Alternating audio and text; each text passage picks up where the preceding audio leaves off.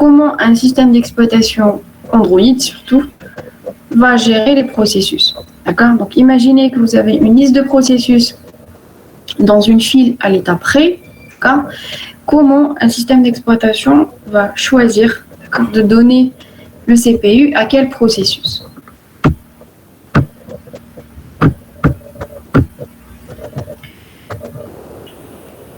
Alors, vous vous rappelez, au départ, on a vu les threads. Donc, on a vu qu'il y a un programme principal. Donc, il y a le main thread, d'accord, qui est rattaché à l'interface, donc à l'activité. Ensuite, on peut créer d'autres threads et leur déléguer des tâches, autres tâches. Donc, on avait vu un thread qui va faire une modification ou bien juste charger une image, d'accord. Un thread qui peut lancer un audio. Donc, on peut avoir des threads qui vont faire plusieurs tâches, d'accord. Et donc, on avait dit qu'il s'appelait les worker threads. Et le main thread, qui est le thread principal, reste rattaché à l'activité. D'accord. Alors, le système d'exploitation Android gère les threads. D'accord. Pour lui, l'unité principale, c'est un thread. Donc, l'unité fondamentale est un thread. Donc, il va gérer le main thread et les thread workers. D'accord. Donc, comme un système d'exploitation ou un scheduler va faire, il va choisir, donc désigner un thread pour qu'il puisse s'exécuter sur l'unité de calcul. Alors, l'algorithme de scheduling qui est utilisé dans ces systèmes Android s'appelle un CSF, donc Completely Fair Scheduling. Parce que c'est quoi l'objectif d'un algorithme de scheduling? C'est que l'unité de calcul ne change pas. Tant qu'il y a des threads qui sont à l'état près, ils doivent leur donner, donc ils s'arrangent pour leur donner le CPU, d'accord? Donc à s'exécuter tant que la ressource CPU est libre, d'accord? Donc ça veut dire qu'il faut qu'un algorithme de scheduling minimise le temps où l'unité de calcul chôme, donc elle fait rien alors qu'il y a des threads en attente. D'accord. Donc, maximise le temps de l'utilisation de l'UC. Donc, c'est ça l'objectif d'un algorithme de scheduling standard, c'est de maximiser le temps d'utilisation de l'UC. D'accord. Et donc là, si on est sur système mobile, on sait que la priorité, c'est l'interactivité. Et donc, c'est l'utilisateur. Il ne faut pas que l'utilisateur c'est-à-dire que là, il faut garantir l'interactivité entre l'utilisateur et le dispositif mobile. Donc, on a des processus, ils sont, on va dire, classés en priorité. D'accord. Donc, il y a des scales normales, donc les processus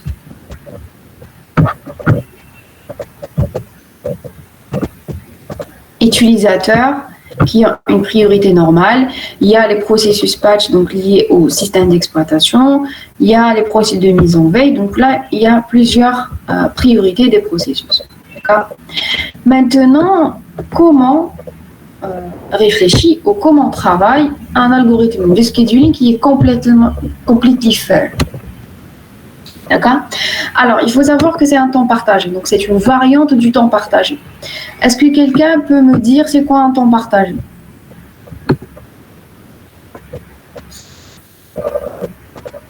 Vous avez vu les algorithmes de scheduling pour un système d'exploitation Unix.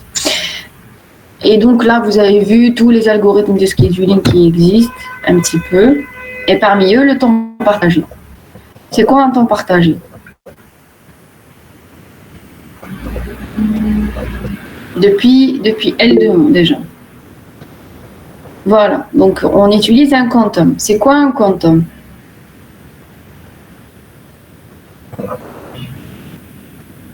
C'est quoi un quantum?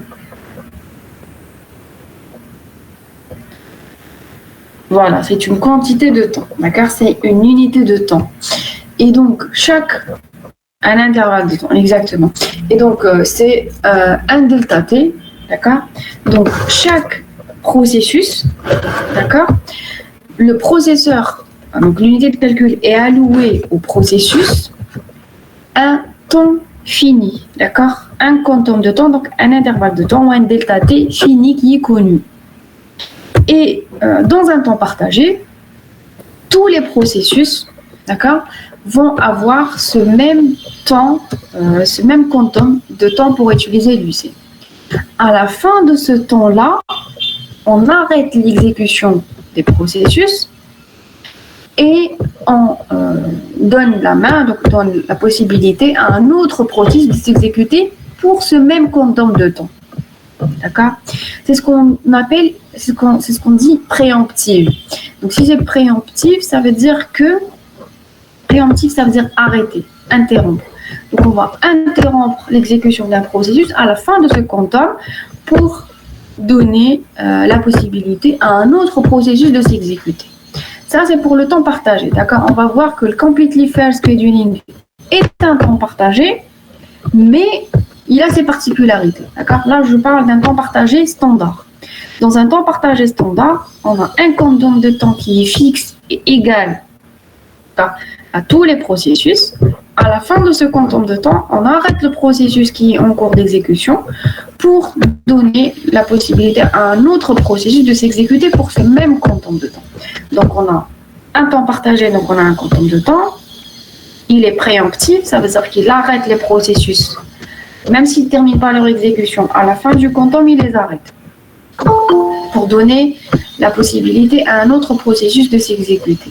D'accord? Maintenant, dans la variante Completely Fair Scheduling, il y a aussi une priorité. Parce que dans un temps partagé de base, la priorité, c'est FIFO. Alors, donc, on a une file d'attente qui est gérée en FIFO. Le premier processus tête de file va s'exécuter pendant ce quantum de temps. À la fin de ce quantum, on l'arrête, on le met en queue de file et on choisit donc le deuxième. On lui donne le temps de s'exécuter le même quantum de temps. À la fin de ce quantum, on l'arrête. Donc, il y a préemption. On l'arrête, on le met en queue et ainsi de suite. Donc, ça, c'est un temps partagé de base. D'accord? Maintenant, pour le Completely Fair Scheduling, la priorité est gérée par une valeur qui est appelée le NIS. D'accord? On va voir tout à l'heure c'est quoi. Donc, la priorité, elle est donnée par une certaine valeur qui est appelée le NIS dans le système d'exploitation Android. Et donc là, on n'utilise plus une file d'attente, mais ça va être un arbre bicolore. D'accord? Alors, c'est quoi cet arbre bicolore? Alors, l'arbre bicolore est construit en fonction de la valeur du NIS. Alors, c'est quoi le NIS? Donc, c'est une valeur qui varie en un intervalle qui est fixe entre moins 20 et 19. La valeur la plus faible désigne la plus haute priorité. Ça veut dire qu'un processus ou un thread qu'on va lui donner une valeur de NIS égale à moins 20, il est de plus haute priorité. D'accord?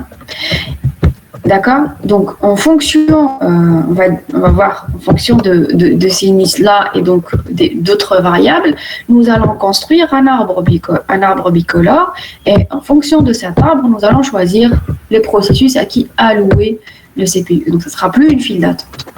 D'accord? Maintenant, même le quantum de temps, d'accord, n'est plus fixe maintenant. D'accord? On avait dit dans un temps partagé, le quantum de temps était fixe. Tous les processus, une égalité entre tous les processus dans le temps alloué au CPU. Là, ce n'est plus ça, en fait, ce n'est plus ce raisonnement-là, mais le temps alloué à chaque processus est en fonction de son NIS et donc est en fonction de sa priorité. D'accord? Donc, le temps de calcul alloué à chaque processus est en fonction de ce NIS-là.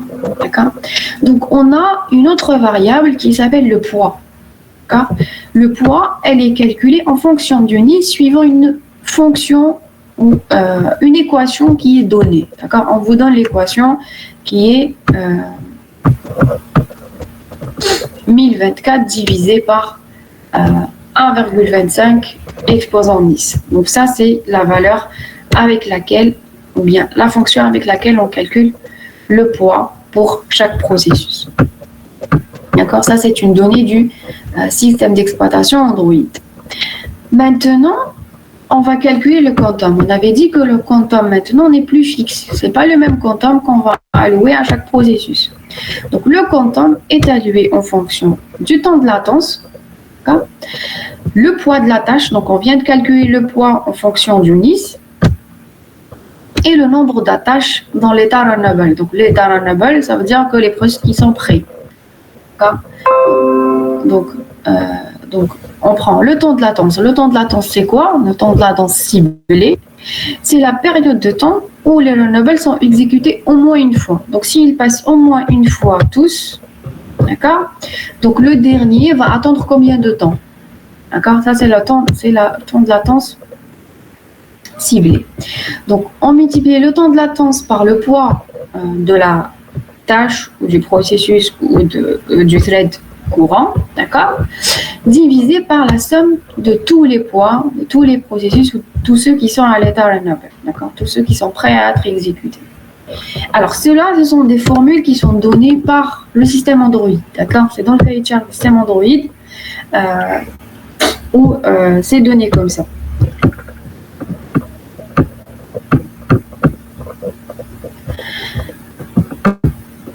D'accord. Donc une fois qu'on a donc là pour chaque process, pour chaque tâche, on connaît son NIS, donc on connaît sa priorité. Nous avons calculé son poids, d'accord. Donc on calcule le temps, le quantum d'exécution pour chaque processus en fonction du temps de latence ciblé et en fonction de son poids et le poids de la somme de tous les processus qui sont à l'état runnable, c'est-à-dire qui sont prêts à s'exécuter. D'accord? Maintenant, l'arbre bicolore, nous allons le construire en fonction du VRunTime. D'accord? Donc le VRunTime, c'est quoi? Le VRunTime, c'est un temps, d'accord, qui est calculé à chaque top d'horloge. Donc, continuellement, à chaque top d'horloge, le VRunTime est calculé. Alors, comment est calculé le VRunTime? Donc, on a, c'est toujours une incrémentation, donc on rajoute donc, le temps qui a été alloué, d'accord, multiplié par le poids 0 sur la tâche du poids.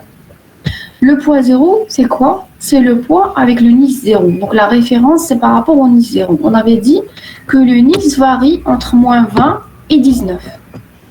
D'accord? Et on a la référence qui est le NIS 0. Donc 0 qui se trouve au milieu. D'accord? Et bien sûr, le WI, c'est le poids du NIS de la tâche I. Donc on a le processus dont le VRunTime est le plus petit et élu à l'exécution. Donc, c'est en fonction de ce VRunTime que nous avons choisir, élire un processus, ou bien le système d'exploitation Android va élire un processus pour qu'il puisse s'exécuter. D'accord? Alors, il commence par construire, d'accord, cet arbre bicolore, d'accord, en fonction du VRunTime. Pourquoi on l'appelle bicolore? Parce qu'on a deux couleurs, black and red. D'accord? Regardez, chaque niveau a une couleur. D'accord? Et donc, de là,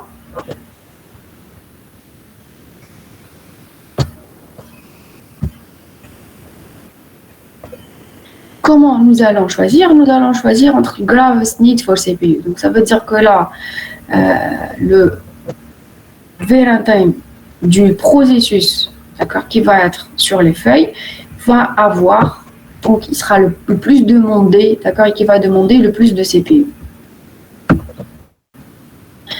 Donc, le VRunTime est utilisé comme clé, le sous-arbre droit quand il y a les clés les plus grandes que la valeur du nœud, et gauche quand il y a les clés les plus petites. Ça veut dire que là, on va commencer par mettre le VRunTime du premier processus, d'accord. Ensuite, ceux qui vont avoir un VRunTime plus grand, on va les mettre à droite. Hein? À droite. Les VRunTime les plus petits, on va les mettre à gauche. Et ainsi de suite. D'accord? Les VRunTime les plus grands, regardez. Dans cette branche-là, c'est toujours plus grand que celle-là. D'accord? Et donc, le VRM-time le plus petit, c'est celui qui aura plus l'utilisation, qui va demander plus l'utilisation du CPU.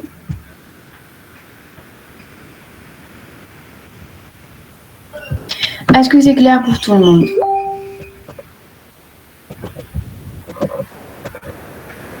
Est-ce que vous arrivez à suivre?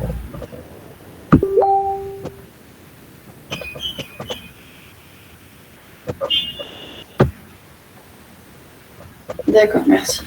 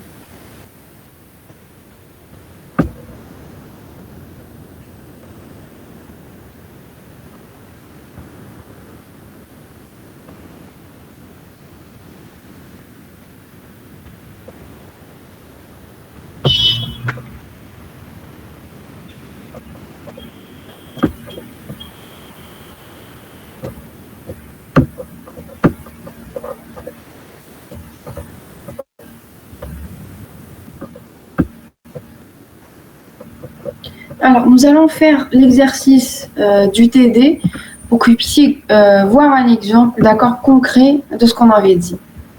Alors, dans l'exercice, on vous dit écrire sous forme d'algorithme le scheduling CSF, c'est-à-dire ce que je vous ai expliqué, écrivez-le sous forme d'algorithme.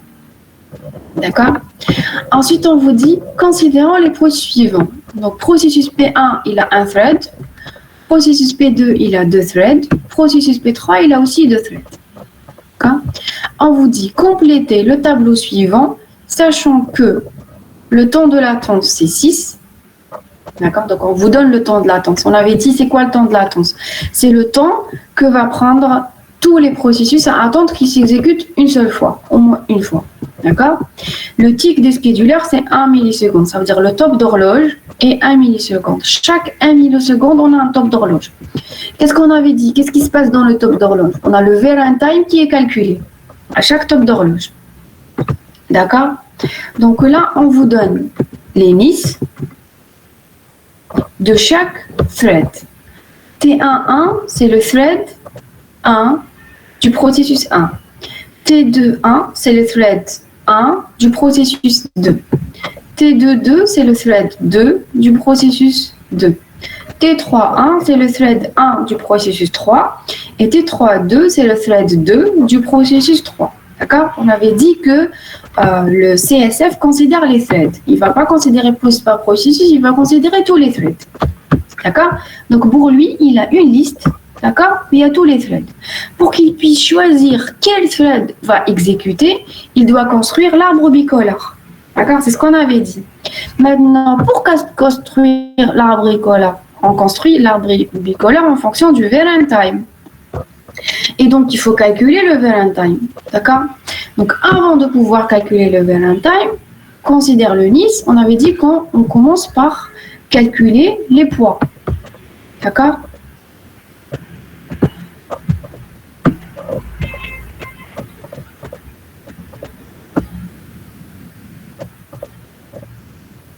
Il me semble que je vous ai envoyé le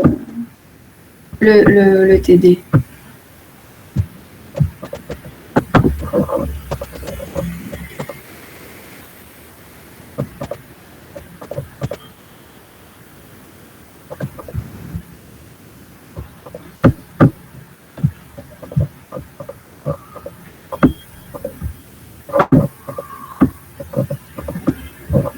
D'accord, donc vous pouvez suivre avec moi sur le TD s'il vous plaît.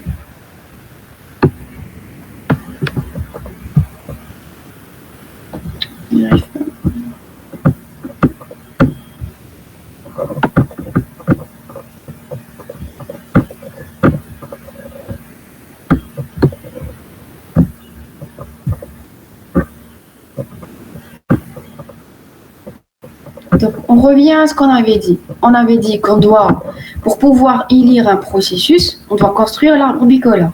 L'arbre bicolore, on avait dit comment on le construit. On met les nœuds à droite du VLN-time les plus grands, à gauche, VLN-time petit. Le VLN-time le plus petit, c'est celui qui est prioritaire à s'exécuter. D'accord? Maintenant, comment on calcule le VLN-time? On avait dit que le VLN-time est calculé à chaque scheduler tick ou à chaque top d'horloge. D'accord? Comment on le calcule? Donc, on a le temps, d'accord? Le temps écoulé, multiplié par le poids du NIS 0 et divisé par le poids courant. Maintenant, on doit calculer le poids du NIS 0 et le poids courant. D'accord? Comment on calcule les poids? Donc, on avait dit comment calculer les poids. Le poids, d'accord, c'est 1024 divisé par 125 exposants NIS. D'accord? On avait dit que les NIS se trouvent entre moins 20 et 19. Et pour nous, d'accord, nous avons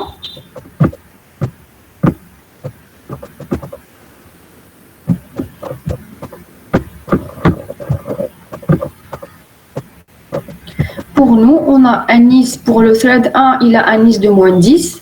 Le thread 2, il a un NIS de moins 5. Le thread 2 du processus 1, il a un thread 0. Le thread 1 du processus 3, il a un NIS 5. Et le thread 3 du processus 2, il a un NIS de 10. D'accord? Comment calculer le poids? On a vu la formule. D'accord? Là, les poids, on vous les a précalculés.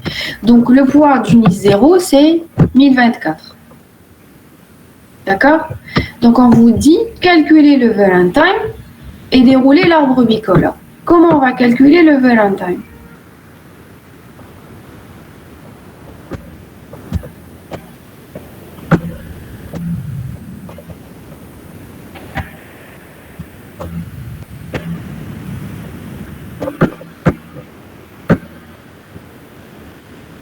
On a dit que le VLN-time, c'est le temps multiplié par le poids 0 divisé par le i. D'accord? C'est le temps d'exécution. Le temps, vous dites T, c'est le temps d'exécution dans l'UC. D'accord? Combien de temps aura passé le processus à s'exécuter dans l'IC? D'accord? Chaque top d'horloge, il est recalculé. D'accord? C'est T multiplié par W0 sur WI. D'accord? Donc, le quantum, comment on le calcule? Le quantum, c'est le temps de latence qui est connu. D'accord? Le temps de latence, il est connu. Multiplié par le poids du thread courant, divisé par la somme de tous les poids. D'accord?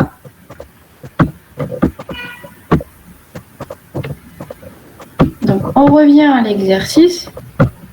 Maintenant qu'on a les données, on a les formules, on sait calculer, d'accord? Et on sait où est-ce qu'on va, d'accord? Les quantums, vous pouvez les calculer s'il vous plaît? Le temps de latence, il est égal à 6, il est donné. On a dit que le quantum, c'est quoi? Temps de latence multiplié par le poids, divisé par la somme de tous les poids.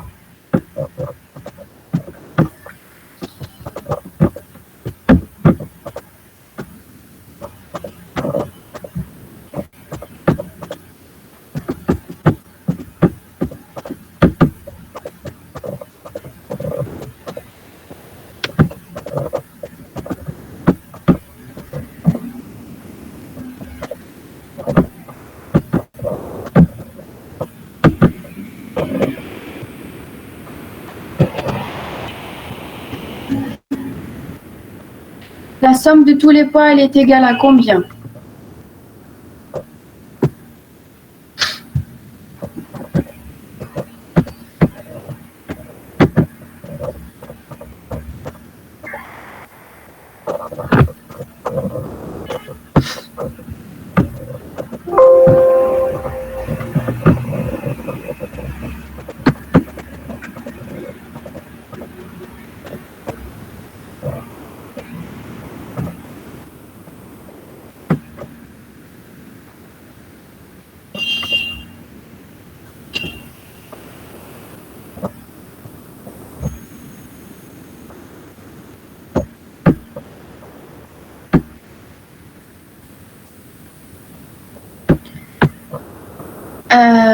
Bon.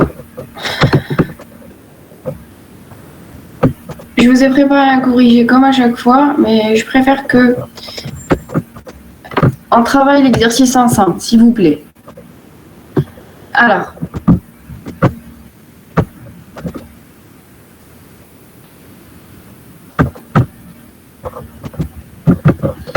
on va faire ça.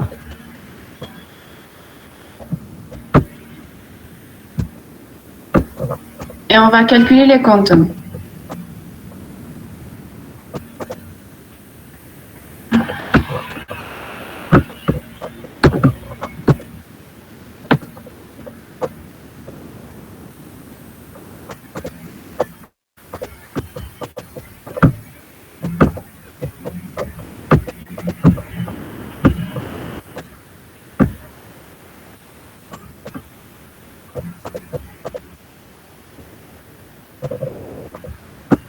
Alors, pour calculer le quantum, c'est temps de latence multiplié par le poids I divisé par la somme des poids. Allez, donnez-moi les quantums, s'il vous plaît.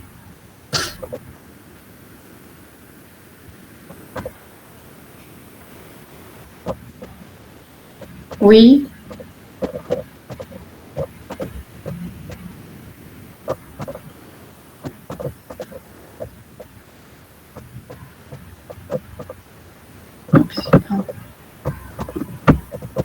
Allez, les autres.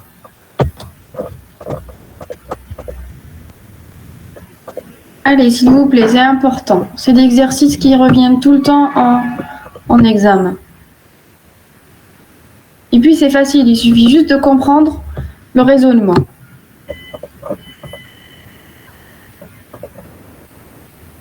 Très bien. Les autres, s'il vous plaît.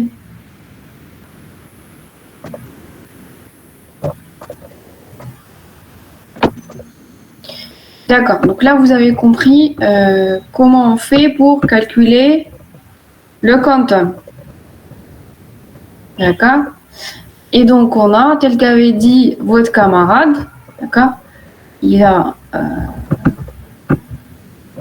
donc on calcule les quantums en fonction de cette formule, temps de latence multiplié par le poids I qui est connu. Sur la somme des poids, il suffit de faire la somme ici de tous les poids. Et on a tous les quantums. D'accord? Maintenant, le quantum, regardez. Dans un temps partagé, le quantum était fixe. D'accord? Dans un temps partagé, le quantum est fixe. Par contre, ici, d'accord, c'est un temps partagé, mais avec des quantums différents.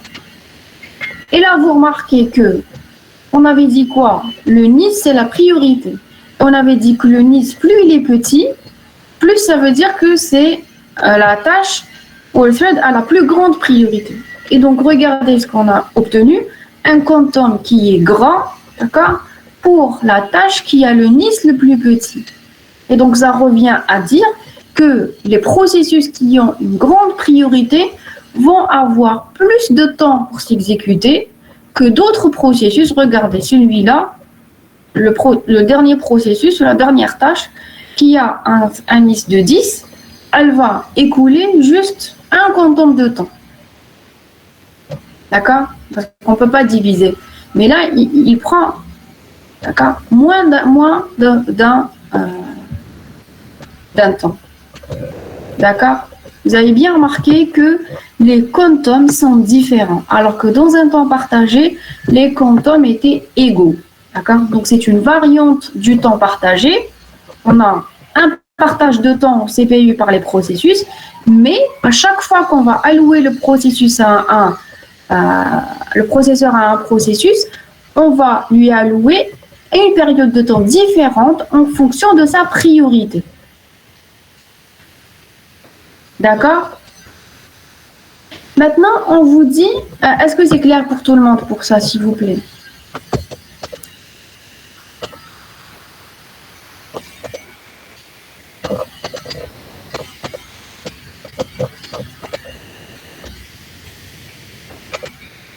D'accord, merci. Et donc, maintenant,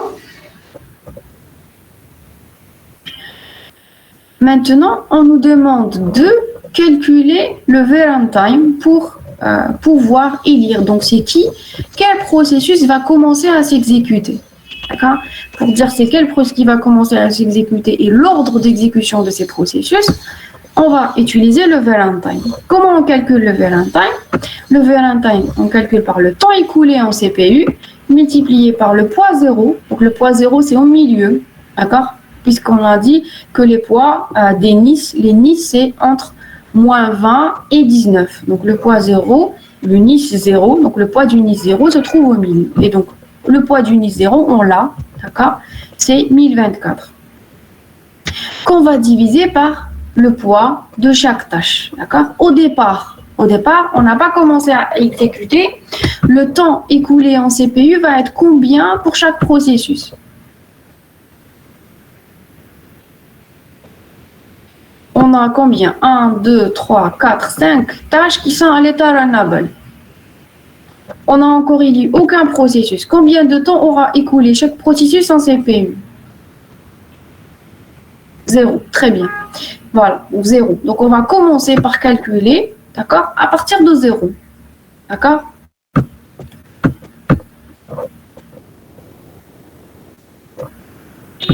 Alors, comment on va faire? On va faire un diagramme des temps, d'accord? Donc là, pour que ça soit plus simple, d'accord, je préfère faire un tableau comme ça, d'accord, et commencer à dérouler.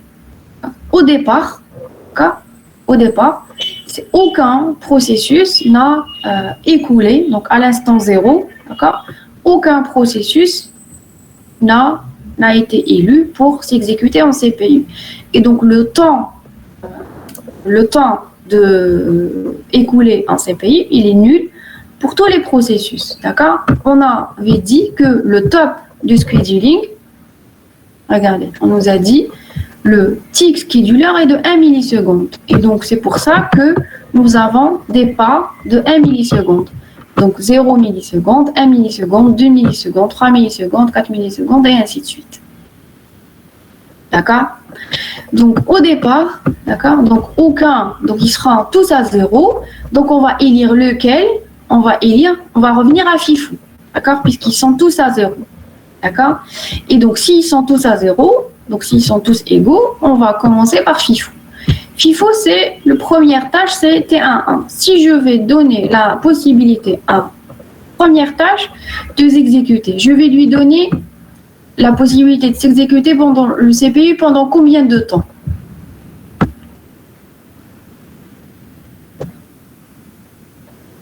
On avait dit au départ, ils sont tous à 0 et donc on revient exactement. On lui donne à s'exécuter sans quantum à lui. Donc on avait dit ils sont tous à 0, tous égaux. Donc lequel choisir? On revient FIFO. FIFO, qui est-ce qui est arrivé en premier? C'était 1.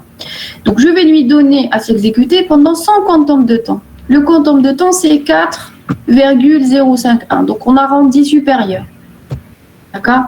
Donc là, je vais lui donner à s'exécuter 100 quantum de temps. Donc, je reviens. D'accord?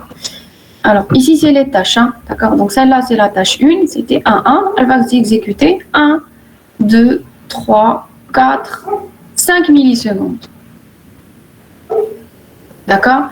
Donc, elle va s'exécuter pendant 5 millisecondes. Pourquoi? Parce que son quantum de temps est de 4, 0. Donc, on arrondit supérieur, on ne peut pas arrondir inférieur. D'accord? On arrondit supérieur à 5 unités de temps. Donc, 5 millisecondes. Puisque l'unité de temps pour nous, c'est 1 milliseconde. D'accord? Donc, dans le diagramme d'exécution, je vais allouer à la tâche T11, d'accord, à s'exécuter pendant 5 millisecondes. On avait dit qu'à chaque top d'horloge, on recalcule les Valentine. D'accord? Donc, au bout de 5 millisecondes, d'accord, ça va changer. Quel temps aura passé la tâche 1 en CPU? Elle aura passé quel temps?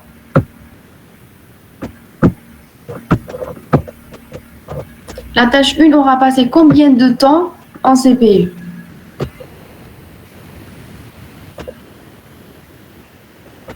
Elle aura passé son quantum. Et on arrondit supérieur, hein, donc elle aura passé 5 millisecondes. Très bien. Elle aura passé 5 millisecondes. Donc, au bout des 5 millisecondes, d'accord, je vais recalculer je vais recalculer les variant time pour tous les processus. Le processus 1, donc on a T, c'est quoi? On avait dit T, c'est le temps écoulé en CPU. Donc pour la tâche 1, d'accord, il aura passé 5 millisecondes multiplié par le poids 0 divisé par son poids. D'accord? Ça, c'est son variant time. Pour la tâche 2, deuxième tâche, troisième tâche, quatrième tâche et cinquième tâche, on ne leur a pas alloué le CPU. Et donc, c'est toujours à 0. D'accord? C'est toujours à 0. Et donc, on recalcule, d'accord, leur variant time. Comme on avait dit qu'on choisit le variant time qui est le plus petit, d'accord, donc on va plus pouvoir redonner le CPU à la première tâche, mais à la tâche suivante. Comme tous les autres sont à 0, on revient à FIFO. Donc, ça sera la deuxième T de 1 qui va s'exécuter. Elle va s'exécuter combien de temps? Elle va s'exécuter sans quantum. Comme c'est 1,32, donc ça va être 2 millisecondes. On avait dit qu'on arrondit supérieur. Donc, c'est la tâche 2. On va lui allouer 2 unités de temps, 2 millisecondes. D'accord? À la fin des 2 millisecondes, on recalcule les variant time. D'accord? On recalcule les variant time. Alors, pour la tâche 1, a passé combien de temps? Combien de temps aura passé la tâche 1 en CPU au bout de 7 millisecondes?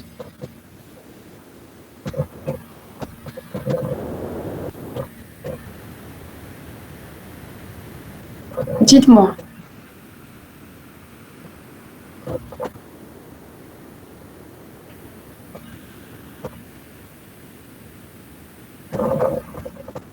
Cinq, très bien. Puisqu'elle a passé son quantum, ensuite elle n'a plus eu la tête de prendre le CPU. Donc la tâche 1, elle a passé ce temps. La tâche 2, elle aura passé 2 unités de temps. La tâche 3, 0, 4, 0, 5, 0. D'accord? On recalcule les variant time. D'accord? Comment on calcule les variant time? On revient à la formule. D'accord? Donc 5 pour la première tâche, multiplié par le poids 0 sur son poids.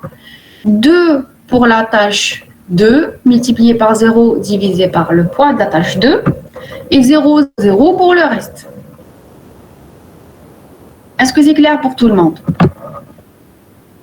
D'accord? C'est clair pour tout le monde? Puisqu'on choisit le variant time le plus petit, donc ce n'est ni la tâche 1 ni la tâche 2 qui va pouvoir prendre le CPU, puisque la plus petite, c'est ceux qui auront 0. D'accord? Ici, ils ont 0. On a 3 qui ont 0. On revient à FIFO, donc on va choisir la troisième tâche. Pareil, on va lui allouer un quantum. On regarde son quantum. Son quantum, c'est 0,43. On avait dit on arrondit supérieur, donc c'est un quantum, c'est 1 milliseconde. Donc on va lui donner 1 milliseconde. Au bout d'une milliseconde, on recalcule les variant time. Est-ce que c'est clair pour tout le monde? Vous avez compris comment on va élire un processus ou une tâche et combien de temps on va lui donner en CPU. D'accord?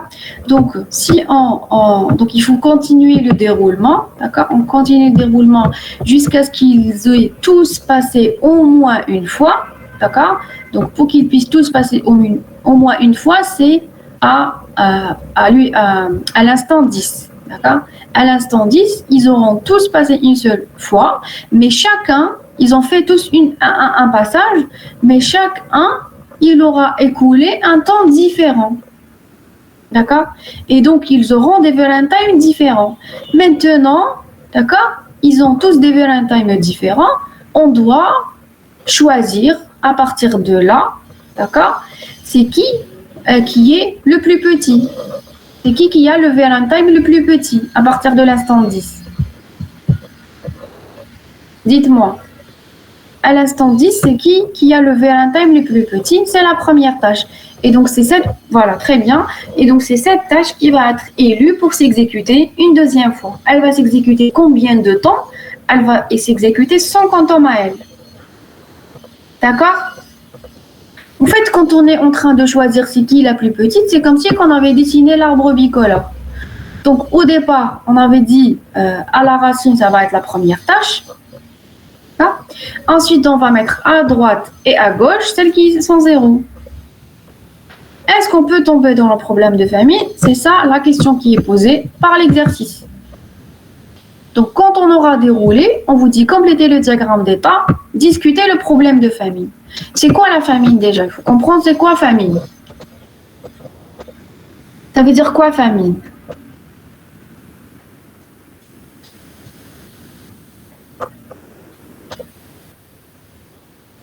Voilà, quand un processus n'est jamais élu, donc il est en état de famine, ça veut dire qu'il n'a jamais mangé, donc il n'a jamais eu droit à la CPU. Est-ce que il y a possibilité, quand on utilise cet algorithme-là, qu'il y ait des processus qui ne seront jamais élus?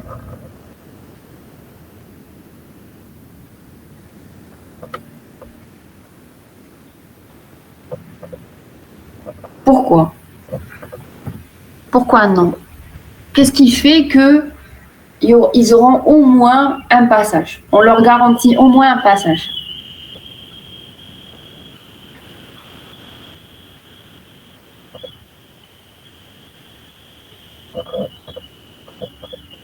Oui. Les poids, comment? Expliquez-moi. On a utilisé les poids. Oui, ils s'exécutent tous au début quand c'est à 0. On avait dit qu'ils font au moins tous un passage. Le poids, il est utilisé dans cet algorithme pour définir les priorités. On a bien vu qu'un Nice plus petit, donc le plus petit Nice, c'est qui définit la plus grande priorité, a donné la possibilité au processus, donc au processus T1, d'accord, de prendre la main pour s'exécuter, d'accord, de prendre la main pour s'exécuter, alors qu'ils avaient tous fait un passage, par exemple, ici. Au départ, il s'est exécuté parce qu'il était première arrivée, d'accord.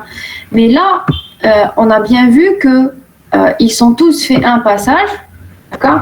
Et donc, on a donné la possibilité à T11 de s'exécuter. Pourquoi? Parce qu'il a le VLN time le plus petit. Et le VLN time est plus petit, il est dû à son poids, d'accord. Il est dû à son Nice, d'accord, qui est le plus petit. D'accord. Donc, c'est le poids et donc le Nice qui nous a permis de définir une priorité entre les utilisateurs et aussi de définir le temps qu'aura passé un processus au CPU. Et donc, un processus qui est plus prioritaire va pouvoir passer plus de temps, d'accord, en CPU qu'un processus qui est moins prioritaire. Et donc là, on dit pourquoi on dit faire, d'accord, c'est plus juste, d'accord. Donc un processus qui va demander, d'accord, de passer plus de temps, on va lui donner plus de temps. Par contre, un processus qui a un temps, il demande juste une petite exécution. Pourquoi je vais lui allouer un quantum de temps qui est plus grand que son besoin, d'accord.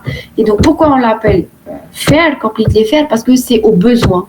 Donc on répond, d'accord, et l'algorithme suit le besoin du processus. Est-ce qu'il a besoin de prendre beaucoup de temps en CPU? Est-ce qu'il n'a pas besoin de prendre beaucoup de temps en CPU? Parce que le problème dans un temps partagé avec un quantum qui était fixe, même si un processus, on va dire que le quantum il était fixe, on va dire que le quantum était fixé à 5 unités de temps.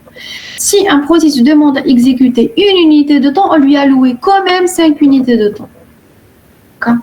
Alors que là, on lui alloue le CPU en fonction de son besoin. S'il a besoin d'utiliser beaucoup, on lui donne. S'il n'a pas besoin d'utiliser beaucoup, on lui donne suivant son besoin. D'accord. Ce n'est pas en fonction de quelque chose qui est fixé pour tout le monde, mais adapté à chaque processus en fonction du temps qu'il demande et puis en fonction de sa priorité. Est-ce que c'est clair pour tout le monde?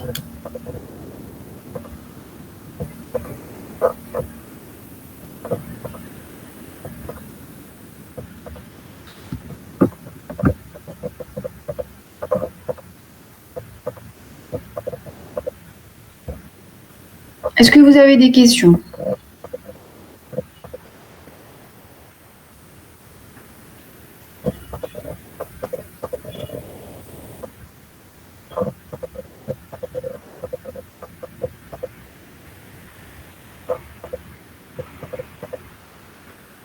Donc là, je vais vous envoyer le corrigé, mais s'il vous plaît, il faut dérouler parce qu'il faut prendre la main à le faire, d'accord? Parce que il suffit pas juste de regarder comme ça pour dire que vous saurez reproduire. Le jour de l'examen, vous n'aurez pas le corrigé à vos côtés, d'accord? Donc il faut vous entraîner à pouvoir faire ce genre d'exercice.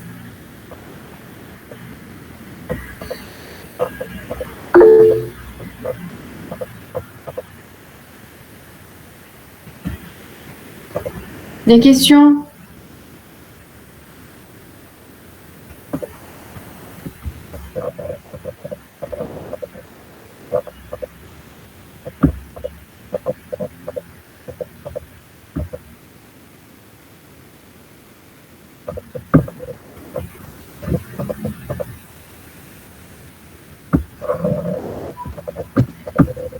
J'espère que c'est clair parce que je vois 16 participants et 5 qui interagissent.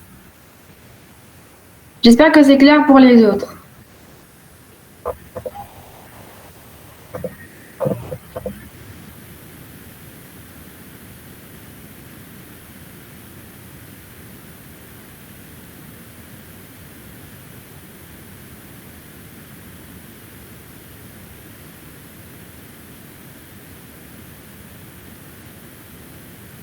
On a vu comment est construite une application en système d'exploitation mobile. Ensuite, comment on a commencé à voir les couches du système d'exploitation. Et donc, on a vu aujourd'hui le scheduling. Donc, on a scheduling gestion de processus, d'accord? On a vu le scheduling pour la gestion de la mémoire, d'accord? Comment la mémoire est gérée par le système d'exploitation, comment les processus sont gérés, comment la mémoire est gérée.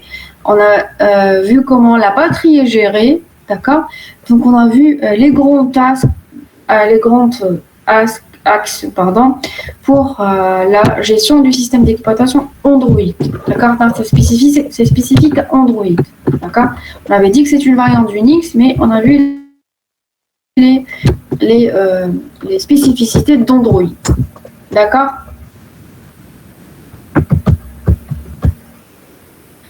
Voilà.